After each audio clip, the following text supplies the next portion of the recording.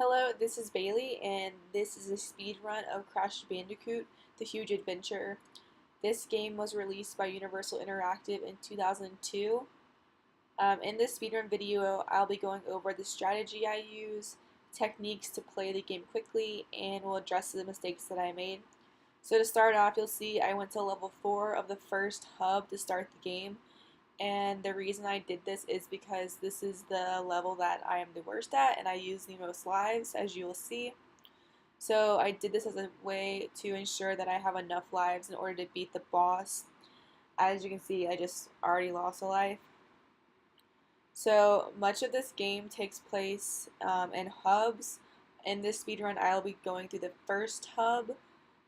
So there are 5 levels, and my goal here is to do the entire hub in 15 minutes. So we'll see how that goes. So here you go. At this point, I'm running from the Yeti figure behind me.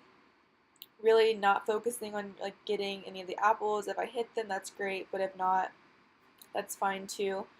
The purpose of the speedrun is for me to do it as quickly as possible and while completing all the levels and then beating the boss to ultimately complete the hub. So as you can see, there are checkpoints throughout this game. The checkpoints serve as a way, if you die, to just go right back to it. I wasn't focusing on getting checkpoints unless I just happened to hit them. If there was a hard part of a level, I will use the checkpoints because it made me get through the level faster. So the point of this game is actually to collect the colored gems.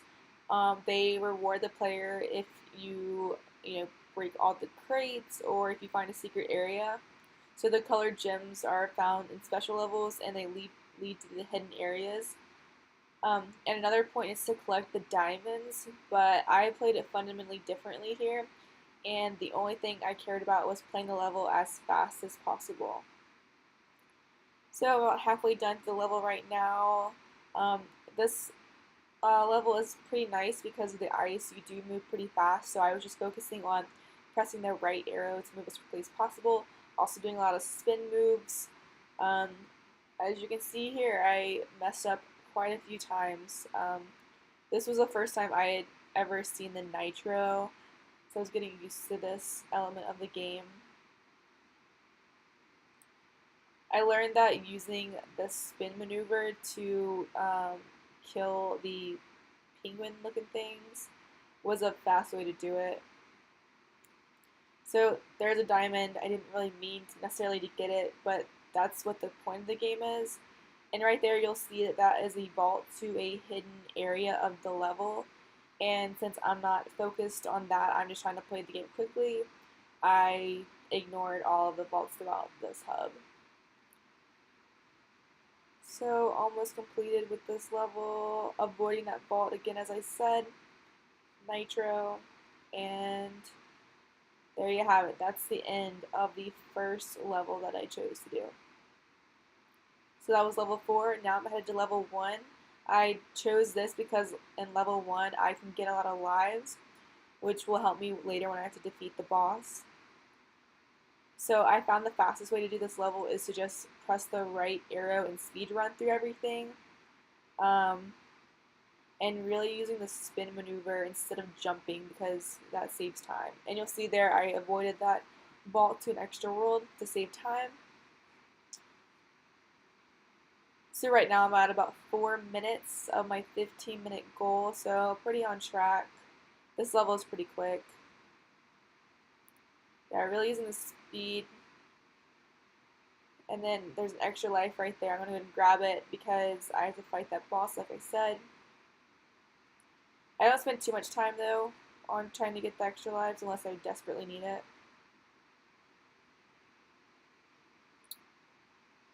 And now I'm going to level 3, another pretty easy level. Level 2 is my next hardest, so I'm trying to rack up some lives right now. This you'll see is the first time you have the TNT implicated. And a fatal flaw that I had throughout this game is I did not realize that you could actually jump on the TNT until the 5th level. So I was really wasting a lot of time trying to, jump over it when I could be jumping on top of it. So you can see there I jumped right on top of it. And then, yeah, getting that checkpoint, this next part can be a little tricky.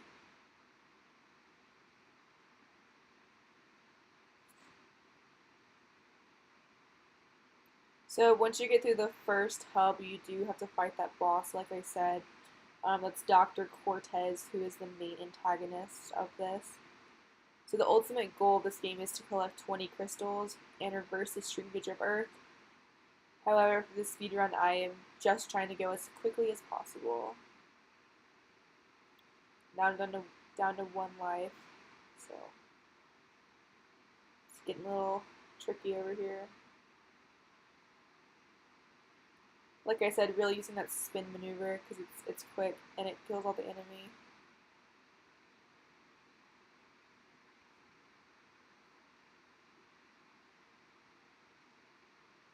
It took me a little while to get used to the keys since I used to play this on my Game Boy. And that is the end of level 3. So now moving on to level 2. This is my least favorite level, but you can do it pretty quickly.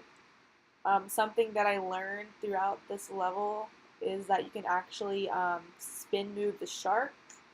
And I did not know that. I was wasting so much time initially trying to just avoid the sharks when you can actually spin maneuver them.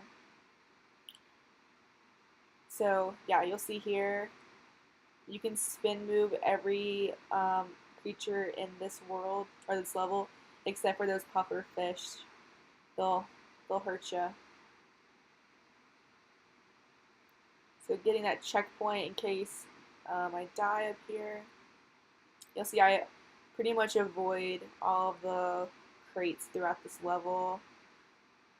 Just kind of waste time. So there are some hidden lives throughout the crates though.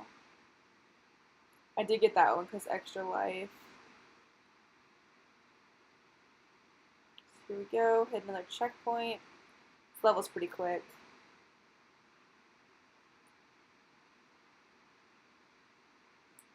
Got the diamond. I didn't really need to. It just kind of was there in my way. So,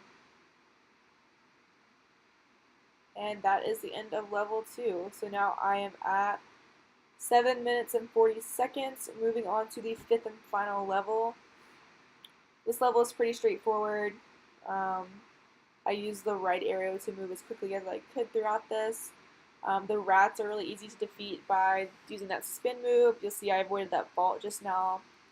Something that I learned throughout this level is how to slide and spin, and I also started to jump on the TNT at appropriate times.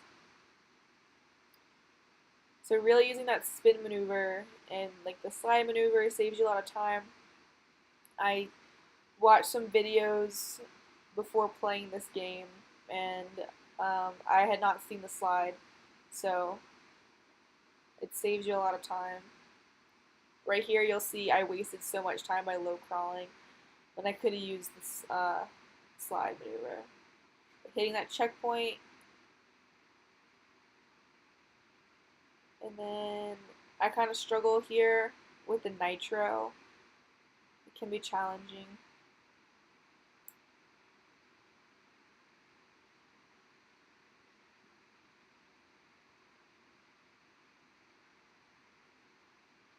I kind of wasted some time there. I shouldn't have gotten that great. Like I said, I really kind of struggled in this little area. It was difficult.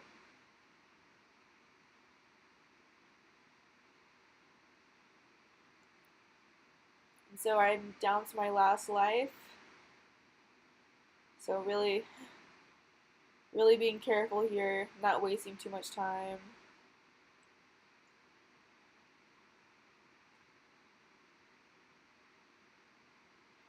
Alright, luckily I had that little guy with me, so the first time I hit the nitro didn't affect me.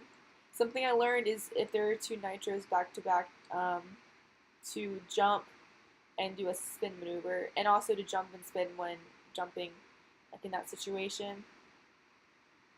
I had to wait a little bit and get that life right there because I do have to fight the boss.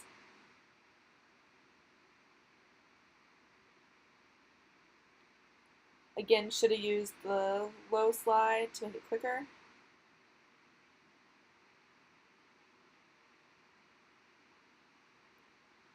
So in this situation, you could hit the nitro and get that life ahead of you. However, I didn't find it necessary. Hitting that checkpoint, spinning, and then this is when I kind of realized about the TNT, how you could jump on top of it. So you can really save some time by instead of jumping over it, just jumping on top of it. You'll see here I'm kind of don't know what to do, and then I realized that you can actually jump on the TNT. So here we go. Level's almost complete.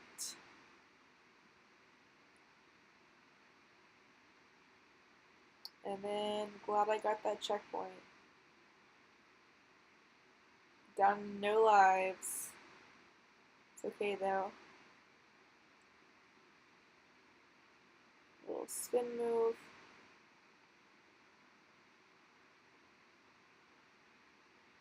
So there we go, got my 1 life back. Being careful here, only to hit the TNT once.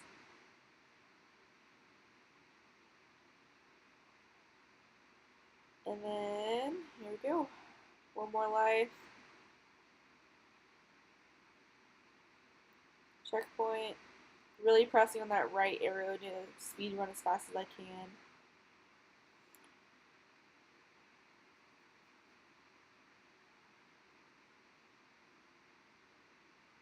There is like a little secret world up ahead that you can get to if you jump on the crates. However, since I was just trying to do this as quickly as possible, I didn't even try. And now I move on to the boss. So I have 2 lives left. The time is 11:55. So the boss was generally easy to beat. The main parts of it is honestly just waiting for the right time to attack.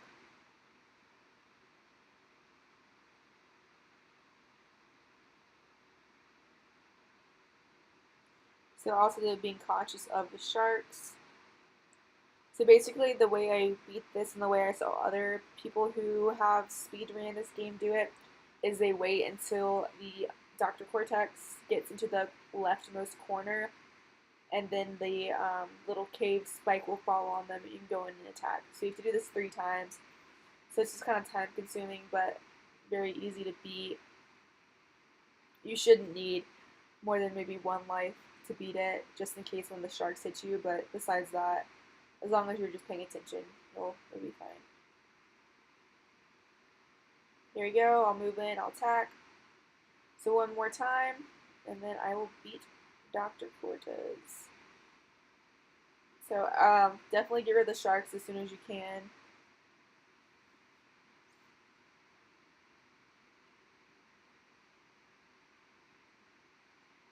Now, just waiting. You gotta kind of lead them on.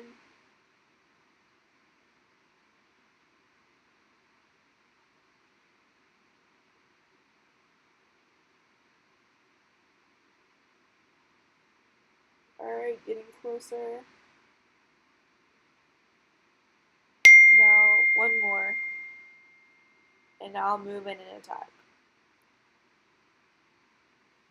And this completes my speed run. Like I said, my main goal was to just do it as fast as possible. And that is the first hub beat.